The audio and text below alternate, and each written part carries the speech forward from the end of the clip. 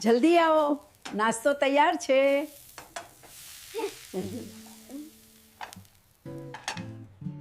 જે ટેબલ પર આવો.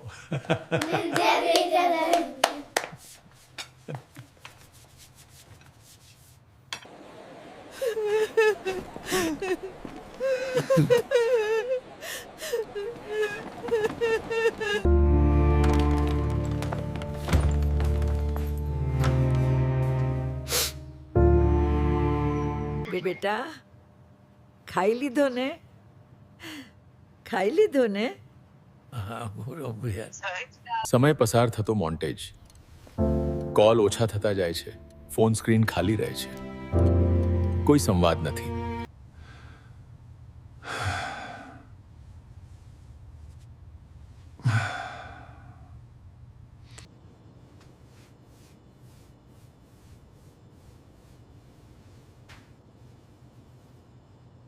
બાળકો તો વિદેશ ગયા છે, પણ લાગે છે આ ઘરની જાન પણ સાથે લઈ ગયા.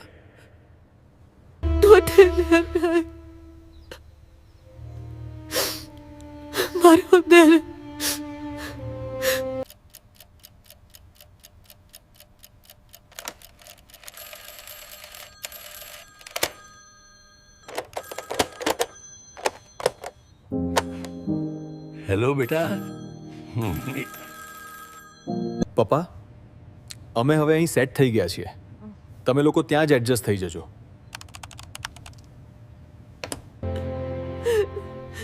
બાળકો દૂર ફક્ત દેશથી નથી જાતા.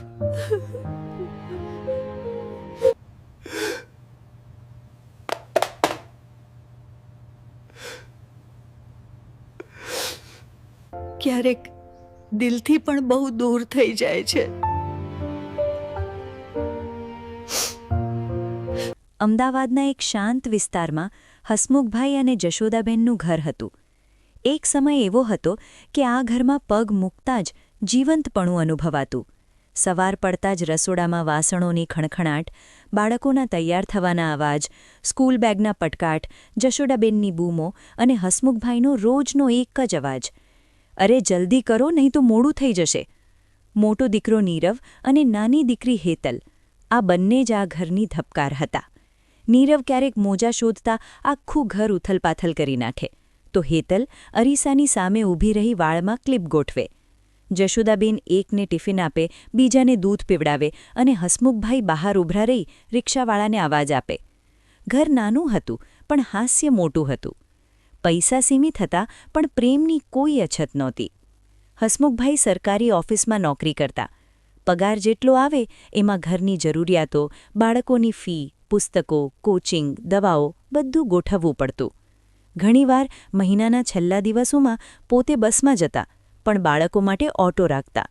જશોદાબેન પોતાની સાડી 2 વર્ષ સુધી પહેરી લેતી, પણ હેતલના કોલેજ ફંક્શન માટે નવી ડ્રેસ ખરીદી આપતી.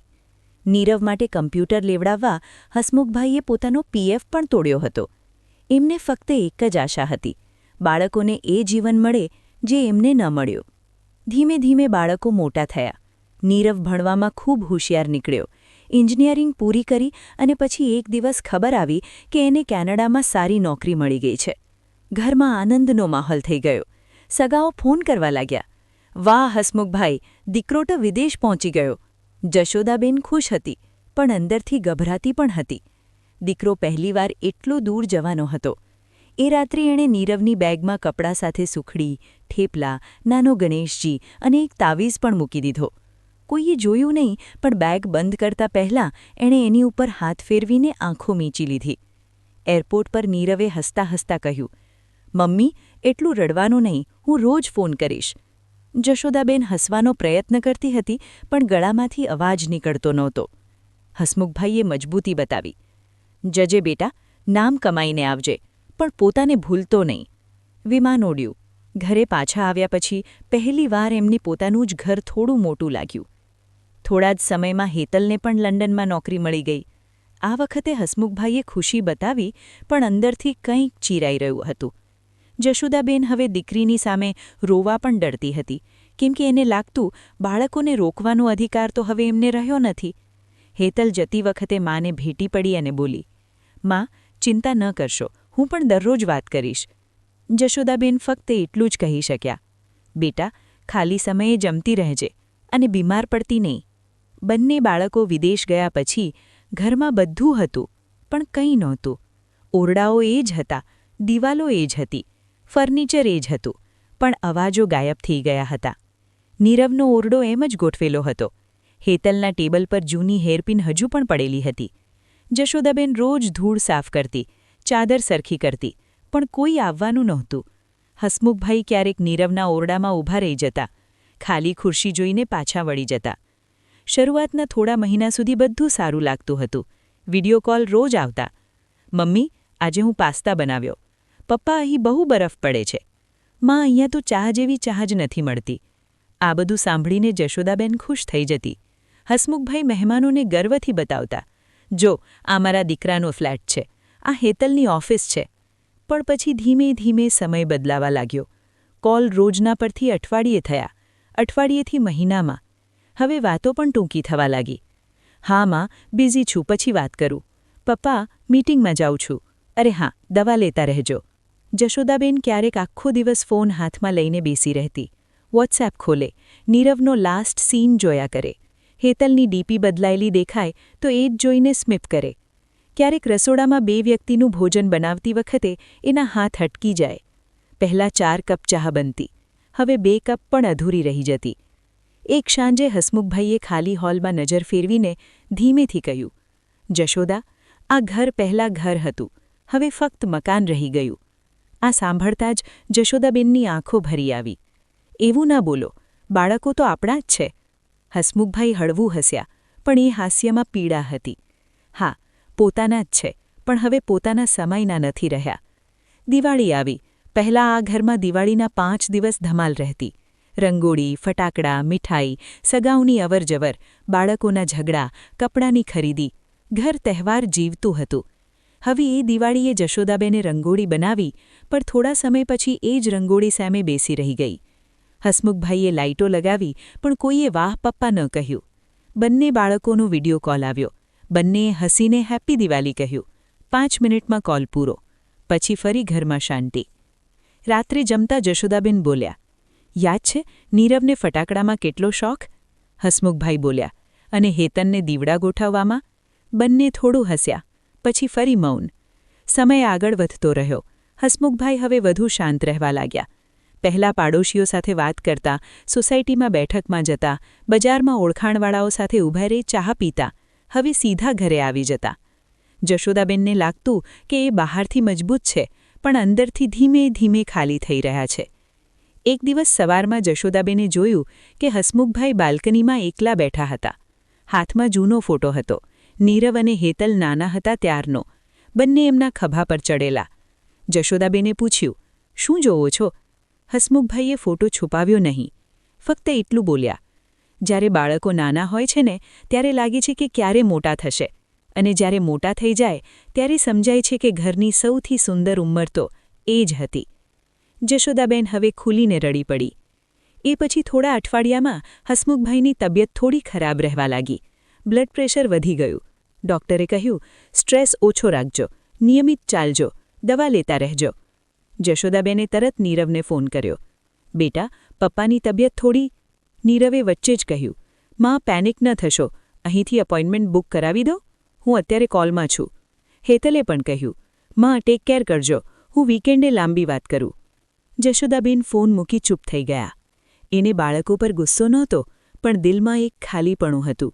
જ્યાં પહેલાં તેઓ દોડી આવ્યા હોત, હવે સલાહ મોકલી રહ્યા હતા. એક રાત્રે જોરદાર વરસાદ પડી રહ્યો હતો. વીજળી ગાજતી હતી. ઘરમાં ફક્ત 2 વૃદ્ધ લોકો અને ઘણું મૌન. એ જ રાત્રે હસમુખભાઈને અચાનક છાતીમાં ભારે દુખાવો શરૂ થયો. જશોદાબેન ગભરાઈ ગયા. પાડોશીના સહારે એમને હોસ્પિટલ લઈ ગયા. હાથ કંપતા હતા. મોબાઈલ ભીનો થઈ ગયો હતો.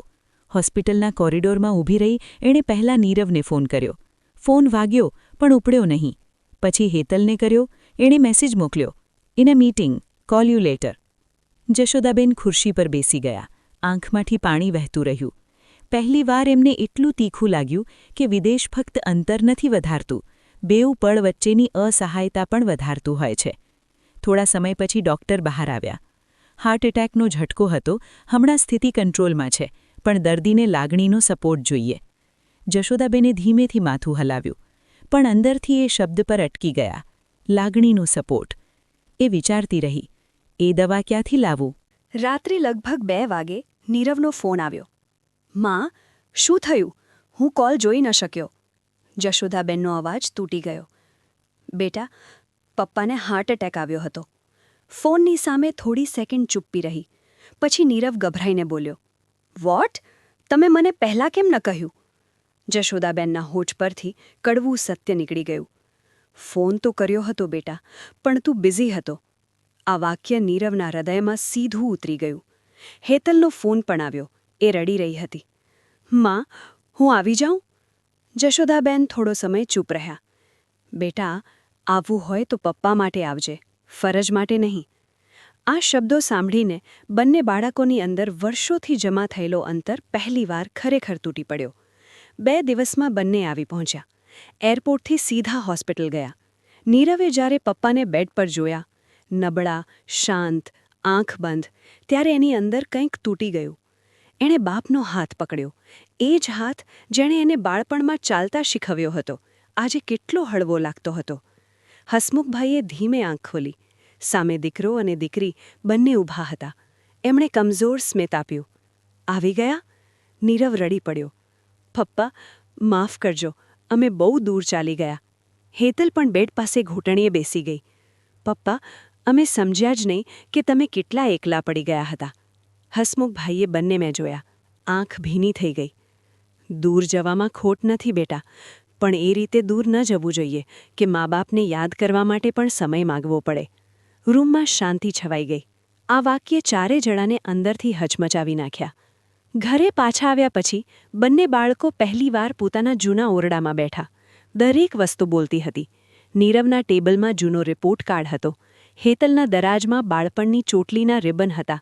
આલમારીમાં જશોદાબેને તેમની બાળપણની ડ્રોઈંગ સાચવી રાખી હતી. દિવાલ પર હજુ પણ ઊંચાઈ માપવાના નિશાન હતા. નીરવ 10 વર્ષ, હેતલ 8 વર્ષ.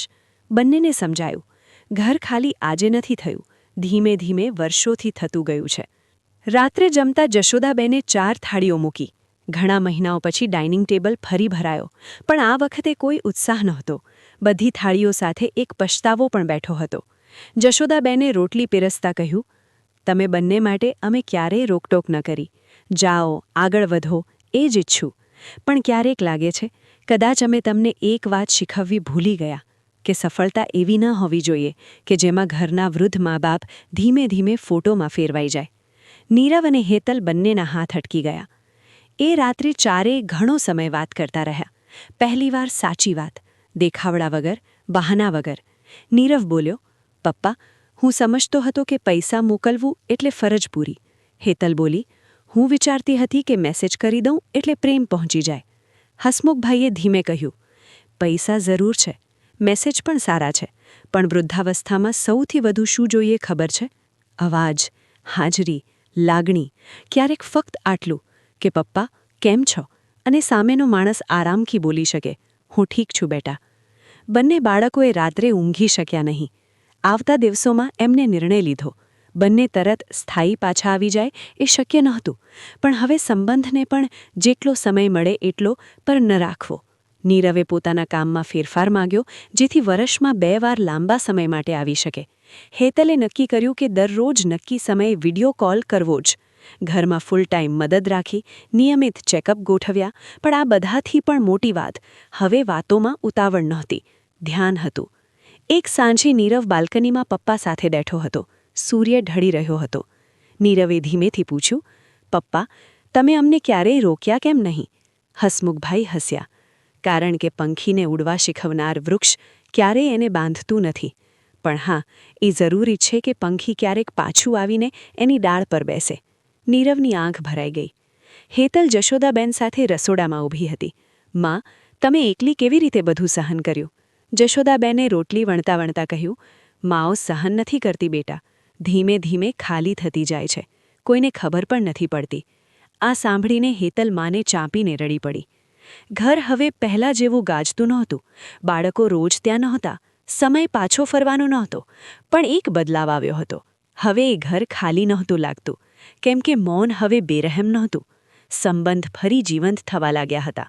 ફોન હવે ફરજથી નહીં, તરસથી આવતા. વાતો હવે બીઝી છૂથી શરૂ નહોતા થતા. હવે શરૂ થતું, પપ્પા આજે શું કર્યું? માં આજે શું બનાવ્યું?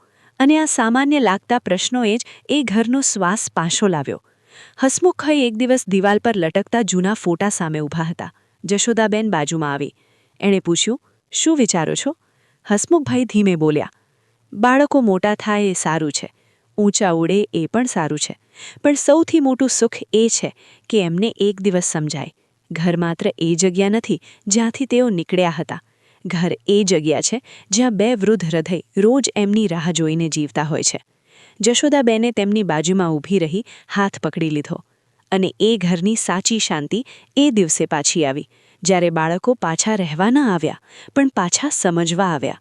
બાળકો વિદેશ જાય ત્યારે ઘર ખાલી દિવાલોથી નથી થતું. ઘર ત્યારે ખાલી થાય છે જ્યારે મા બાપની રાહ કોઈના સમયપત્રકમાં પણ જગ્યા ન પામે.